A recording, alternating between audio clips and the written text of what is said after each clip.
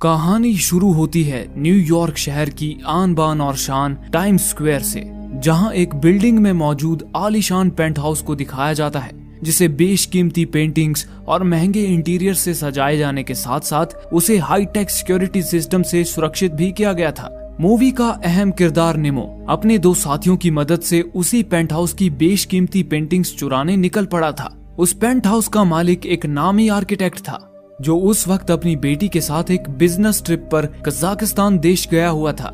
इसी मौके का फायदा उठाते हुए निमो हेलीकॉप्टर की मदद से घर की बालकनी में पहुंच जाता है, जहां वो अपने साथियों के साथ वॉकी टॉकी पर कनेक्टेड होता है।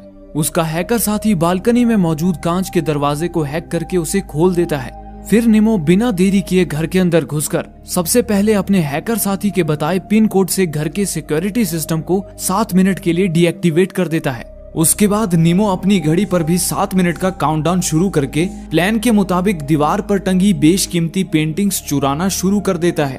उन सभी पेंटिंग्स की कीमत लाखों में थी, लेकिन उनमें एक पेंटिंग ऐसी भी थी जिसकी कीमत लगभग 25 करोड़ रुपए थी। पर बदकिस्मती से सारा घर छान मारने के बावजूद भी निमो को वो पेंटिंग नहीं मिलती। अब उसके पास वहां से निकलने के लिए समय भी काफी कम बचा होता है। उसका हैकर साथी उसे तुरंत वहां से निकलने के लिए कहता है। वो चोरी का सामान लेकर घर के मुख्य दरवाजे पर आ जाता है, जहां उसका हैकर साथी दरवाजे के सिक्योरिटी सिस्टम को हैक करके उसे दरवाजा खोलने का पासवर्ड बताता है। लेकिन बदकिस्मती से वो एक गलत पासवर्ड था। जैसे ही निमो वो पासवर्ड डालता है, उस घर का सिक्योरिटी सिस्टम शुरू हो जाता है। देखते ही देखते घर के सारे दरवाजे अपने आप ही लॉक हो जाते हैं और कमरे के हर कोने में चकाचौंध रोशनी जगमगाने लगती है। साथ ही उस पूरे घर में कान के पर्दे फाड़ के रख देने वाले अलार्म भी बजने लगते हैं। ये सब देखकर निमो की सारी सिट्टी पिट्टी ही गुल हो जाती है। वो घबराकर तुरंत वापस बालकनी की तरफ भागता है, लेकिन बदकिस्मती से बालकनी का दरवाजा भी बंद होता है। वह दरवाजा कांच का था, इसीलिए निमो उसे एक भारी चीज से तोड़ने की कोशिश करता है, लेकिन बावजूद इसके उस मजबूत कांच के दरवाजे पर एक खरोंच तक नहीं आती। अब निमो का हैकर साथी भी सिक्योरिटी सिस्टम को दोबारा एक्सेस करने में असमर्थ हो जाता है, इसलिए वो चाहकर भी निमो की कोई मदद नहीं कर पाता। नतीजन निमो अब उस घर में पूरी तरह से कैद होकर रह जाता है और उसके साथी उसे छोड़कर फरार हो जाते हैं। ये जानकर निमो बेचैन हो उठता है। निमो मुख्य दरवाजे पर लगे सिक्योरिटी डिवाइस के तार को ही काट देता है, लेकिन इसके बावजूद भी न तो मुख्य दरवाजा खुलता है और न ही अलार्म बजना बंद होता है। घर के सारे दरवाजे बंद होने के कारण अलार्म की वो तेज आवाज घर से बाहर तो नहीं जा पा रही थी, पर वो आवाज किसी नुकीली सुई की तरह निमो के कानों में चुभ रही थी। इसलिए निमो घर के सारे स्पीकर्स को ढूंढकर उनके भी तार काट देता है और सारी जगमगाती लाइट्स को भी फोड़ कर रख देता है, जिससे अब पूरे घर में सन्नाटा पसर जाता है और घर की साधारण लाइट्स जल उठती हैं। ये देख अब निमो राहत की सांस लेता है। फिर निमो मुख्य दरवाजे पर वापस आकर गौर करता है कि घर का मुख्य दरवाजा तो लकड़ी का है, इसलिए वो अपने चाकू से दरवाजे में छेद करने लगता है। इस बीच निमो को ये एहसास होता है कि उसके सिक्योरिटी डिवाइस के तार को काटने की वजह से घर के अंदर मौजूद पूरा इलेक्ट्रिक सिस्टम डगमगा गया था और अब घर में एसी से ठंडी हवा के बजाय गर्म हवा बहने लगी थी, जिस कारण घर का तापमान तेजी से बढ़ता ही जा रहा था। उस गर्मी से निमो का गला सूखने लगा था, इसीलिए वो पानी पीने जब किचन में जाता है तो देखता है कि सिस्टम की गड़बड़ी ने घर पर पानी की सप्लाई को भी बंद कर दिया था। ये बात निमो की परेशानी को और ज्यादा बढ़ा देती है। अब वो पानी पीने के लिए जब फ्रिज खोलता है तो उसमें भी खाने की सिर्फ बची कुची चीजें ही पड़ी होती हैं और पानी भी केवल आधा बोतल ही बचा होता है। तभी एकाएक उस घर में गाने बजने लगते हैं, जिसे सुनकर निमो अचंभित हो जाता है। दरअसल वो गाना उस स्मार्ट फ्रिज के ज्यादा समय तक खुले रहने का इंडिकेटर अलार्म था, इसीलिए निमो के फ्रिज बंद करते ही वो गाना भी बंद हो जाता है। निमो उस बोतल का सारा पानी पी जाता है और वापस दरवाजा तोड़ने के काम में लग जाता है। उस वक्त घर पर बढ़ते तापमान के कारण निमो पसीने से तरबतर हो चुका था, लेकिन फिर भी वो बिना रुके चाकू चलाए ही जा रहा था। पर तभी दरवाजे पर आधे दूर तक छेद करने के बाद निमो को पता चलता है कि उस दरवाजे के बीच में तो एक मोटी लोहे की परत है, जिस वजह से दरवाजे को तोड़ पाना निमो के लिए नामुमकिन हो जाता है। ये देखने के बाद निमो के घर से बाहर निकलने की सारी उम्मीदों पर पानी फिर जाता है। वो हताश होकर जमीन पर लेट जाता है और वॉकी टॉकी पर अपने साथियों से संपर्क करने की कोशिश करने लगता है, लेकिन उसकी ये कोशिश भी बेकार हो जाती है। अब निमो भूख से बेहाल हो चुका था, इसीलिए वो बाकी सारी चीजें छोड़कर फ्रिज में रखे बिस्किट्स ले आता है और उन्हें खाते हुए टीवी देखने लगता है। तभी टीवी पर चैनल बदलते हुए नीमो को सीसीटीवी कैमरे की फुटेज दिखने लगती है, जिसमें नीमो बिल्डिंग के रिसेप्शन एरिया, जिम और उसके घर के बाहर जैसे कुछ खास हिस्सों को टीवी पर देख सकता था। इतने में ही थकान के कारण नीमो की आंखें भारी होने लगती है और वो एक कमरे में जाकर सो जाता है। इसी तरह सुबह हो जाती है और बाहर उड़ते एक हेलीकॉप्टर की आवाज सुनकर जब नीमो की नींद खुलती है तो वो भागता हुआ इस उम्मीद में बालकनी के पास जाता है कि शायद उसके साथी उसे लेने आए हैं, लेकिन दुर्भाग्य से वो हेलीकॉप्टर उसके साथियों का नहीं होता, जिसे देख नीमो मायूस हो जाता है। उसके बाद नीमो अपने साथियों से संपर्क करने के लिए घर के फोन और कंप्यूटर को भी चेक करता है, लेकिन वे सब भी सिस्टम में गड़बड़ी के कारण बंद होते हैं। कुछ देर घर में इधर उधर भटकने के बाद नीमो हताश होकर बैठ जाता है। तभी एकाएक उसका ध्यान हॉल की छत की तरफ जाता है, जहां उसे स्काईलाइट्स यानी कि रोशनदान नजर आती है, जिसमें लगी कांच की परत में से सूर्य की रोशनी अंदर आ रही थी। नीमो को पूरा यकीन था कि उस कांच की परत को हटाने के बाद उसे छत से बाहर निकलने का रास्ता जरूर मिल जाएगा। इसीलिए नीमो घर के सारे भारी भरकम चीजों को खींचता हुआ उस रोशनदान के नीचे इकट्ठा करने लगता है, ताकि उस पर चढ़कर वो उस कांच की परत को खोल सके। इस दौरान उस घर में लगातार बढ़ती गर्मी नीमो की हालत ढीली कर देती है और पीने का पानी न होने के कारण वो प्यास से भी बेहाल हो जाता है। वो हॉल में मौजूद पूल का पानी पीने की कोशिश करता है, लेकिन वो पानी गंदा होने की वजह से नीमो उसे पी नहीं पाता। वो फिश टैंक के पानी का स्वाद भी चखता है, लेकिन वो पानी भी इतना बदबूदार होता है कि नीमो उसे भी थूक देता है। नीमो पानी के लिए बाथरूम का फ्लश भी चेक करता है, लेकिन बदकिस्मती से उसमें भी पानी की एक बूंद तक नहीं होती। फिर अंत में नीमो मजबूरन फ्रीजर में जमे हुए बर्फ को चूसकर ही अपनी प्यास बुझा लेता है। उसके बाद वो वापस अपने काम पर लग जाता है और सारे भारी भरकम फर्नीचर के बीच एक ऊंचे शेल्फ को मजबूती से बांधकर वो एक सीढ़ी तैयार कर लेता है। लेकिन जब नीमो उस पर चढ़ता है तो दुर्भाग्य से छत तक पहुंचने के लिए उस सीढ़ी की ऊंचाई छोटी पड़ जाती है। इसलिए नीमो वापस उतरकर छत तक पहुंचने का कोई दूसरा प्लान सोचने लगता है। इस दौरान जब नीमो सीसीटीवी कैमरे पर एक नजर डालता है तो उसे बिल्डिंग की एक हाउसकीपर अपना लंच करते हुए दिखाई देती है। उसका स्वादिष्ट खाना देख भूख से बेहाल नीमो की जीभ भी लपलपा उठती है, लेकिन अब नीमो के पास खाने का सिर्फ एक ही कैन बचा होता है। नीमो जब उस खाने के कैन को चाकू से खोल रहा होता है, तभी चाकू से उसका हाथ जख्मी हो जाता है, जिसे नीमो पूल के पानी से साफ करके कपड़े से बांध लेता है। उस वक्त तक कमरे का टेम्परेचर 38 डिग्री तक पहुंच चुका था, जिस कारण गर्मी और प्यास से जूझ रहा नीमो बेबस होकर फ्रीजर पर बचे हुए बर्फ को चाटने पर मजबूर हो जाता है।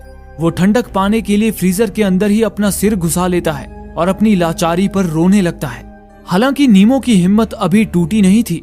वो अब पानी से अपना ध्यान हटाकर सिर्फ खाने पर ध्यान लगा लेता है, लेकिन उसकी बदकिस्मती तो जैसे उसके सब्र का इम्तिहान लेने पर ही तुली थी, क्योंकि इस दौरान बाहर हो रही तेज बारिश नीमो की पानी पीने की इच्छा को और ज्यादा बढ़ा देती है।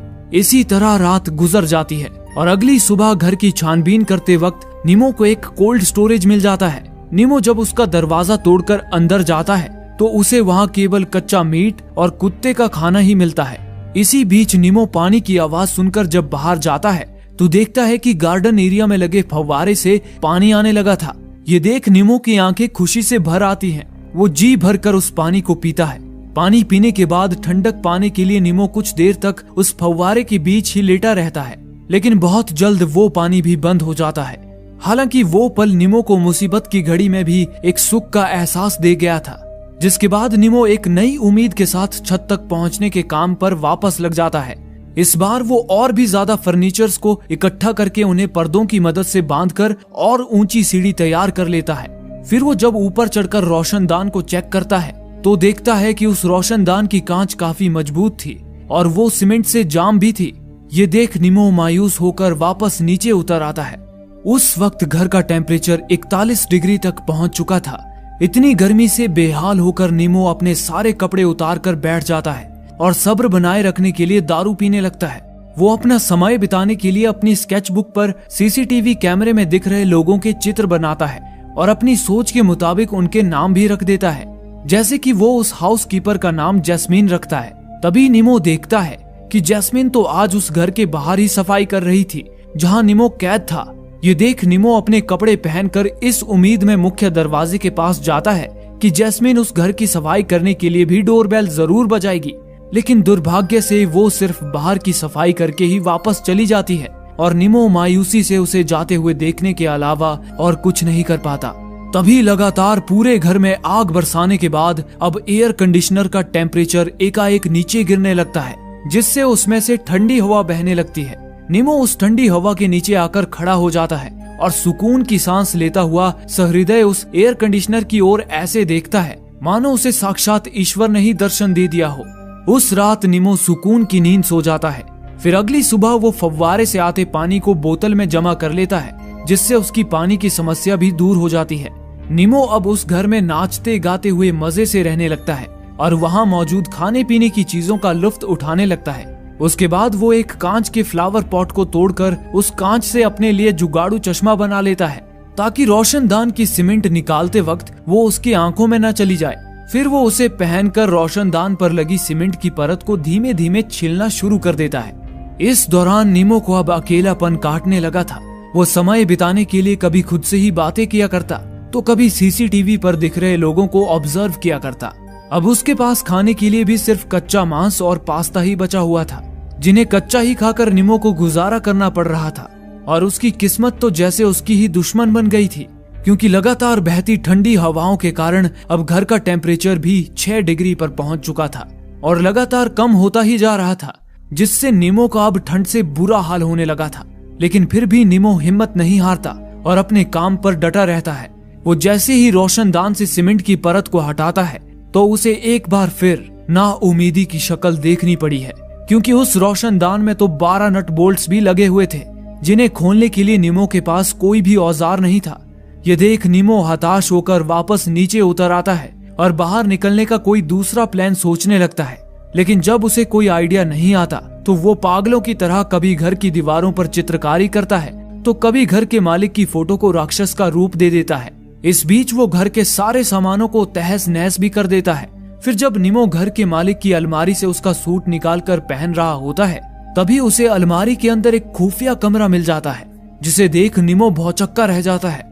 वो डरा सहमा जब दबे पांव उस खुफिया कमरे के रास्ते से अंदर जाता है तो उसे $3 मिलियन की सेल्फ पोर्ट्रेट वहीं पर लटकी हुई मिलती है। इस पेंटिंग के चक्कर में ही निमो उस घर में फंस गया था। लेकिन तभी अचानक उसे उस कमरे के अंदर कुछ ऐसा मंजर नजर आता है जिसे देख निमो डर के मारे चीखता हुआ वापस भाग जाता है। लेकिन निमो जब हिम्मत करके दोबारा उसी कमरे के अंदर जाता है तो देखता है कि वहाँ टेबल पर घर के मालिक की लाश पड़ी हुई थी और उसके सीने पर एक किताब रखी हुई थी। लेकिन जब निमो उस लाश को छूकर देखता है तो वो कोई लाश नहीं बल्कि सिर्फ एक पुतला होता है, जिसे देख निमो की जान में जान आ जाती है। वो उस पुतले को नीचे गिराकर उस किताब को पढ़ने लगता है। वो किताब असल में इंग्लिश पोएट विलियम ब्लेक द्वारा लिखी एक धार्मिक किताब थी, जिसका नाम था the marriage of heaven and hell. वो किताब भी कला को समझने वालों के लिए किसी खजाने से कम नहीं थी। उसके कुछ पन्नों को पढ़ने के बाद निमो उसे और उस पेंटिंग को बाहर लेकर जाता है। उसके बाद हम देखते हैं कि रात के वक्त जब निमो टीवी पर एक नजर डालता है तो वो देखता है कि जैस्मिन एक बार फिर उस घर के बाहर ही बैठी हुई थी। उसे देख निमो तेजी से दरवाजे की ओर भागता है और चीखता चिल्लाता हुआ मदद के लिए जैस्मिन को आवाज लगाने लगता है। यहाँ तक कि वो दरवाजे को पीटता भी है और दरवाजे के नीचे से जैस्मिन तक हेल्प नोट पहुँचाने की कोशिश भी करता है। लेकिन जैस्मिन हेडफोन पर गाने सुनती हुई सिगरेट पीने में इतनी व्यस्त होती है कि उसे निमो की भनक तक नहीं लग पाती और ना ही निमो वो नोट दरवाजे से बाहर जैस्मिन तक भेज पाता है। जिसके बाद जैस्मिन अपना सिगरेट खत्म करके वापस लौट जाती है। ये देख मायूस हो चुका निमो वापस आकर सो जाता है। उस रात निमो अपने सपने में घर के मालिक को देखता है, जहां वो भी उनके साथ एक पार्टी में होता है। घर का मालिक निमो का हालचाल पूछता है और उसे सहानुभूति देते हुए कहता है कि वो इसे अपना ही घर समझे।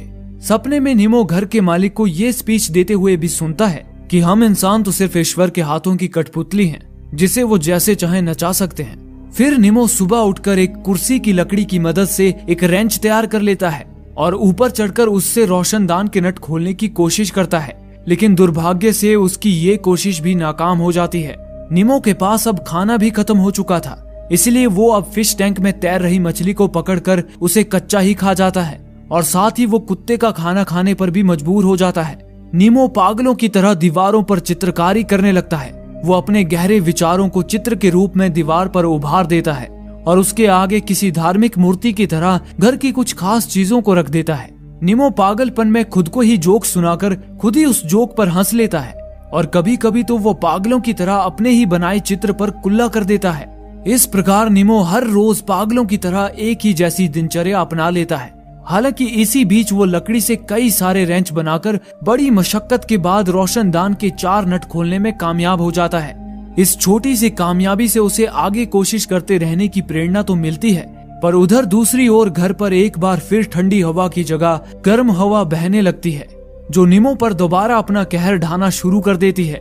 और टॉयलेट की समस्या तो पहले दिन से ही निमो के नाक में दम कर रही थी, क्योंकि टॉयलेट में पानी नहीं था, जिस वजह से निमो ने बाथटब को ही टॉयलेट से भर दिया था, जिससे पूरे घर में गंदी बदबू फैल गई थी। लेकिन निमो उसे भी सहन करता हुआ बाहर निकलने के अपने मकसद पर डटा रहता है। इस बीच वो जब रोशनदान का एक और नट निकालकर खुश हो रहा होता है, तभी अचानक सीढ़ी पर उसका संतुलन बिगड़ जाता है और वो सीधा नीचे गिर पड़ता है, जिस वजह से निमो का एक पैर टूट जाता है। निमो दर्द से कराह रहा होता है, पर बदकिस्मती से उसकी मदद करने वाला वहाँ कोई भी नहीं होता। निमो जैसे तैसे हिम्मत करके उठ जाता है और अपने टूटे पैर को सीधा रखने के लिए उन्हें लकड़ियों से बांध लेता है। अब भूख के कारण निमो इतना कमजोर हो चुका था कि उसे हेलुसिनेशंस यानी कि मति भ्रम भी होने लगा था, जिस वजह से उस रात निमो को जैस्मिन साक्षात दिखाई देने लगती है, जो उससे प्यार जताकर एकाएक गायब हो जाती है।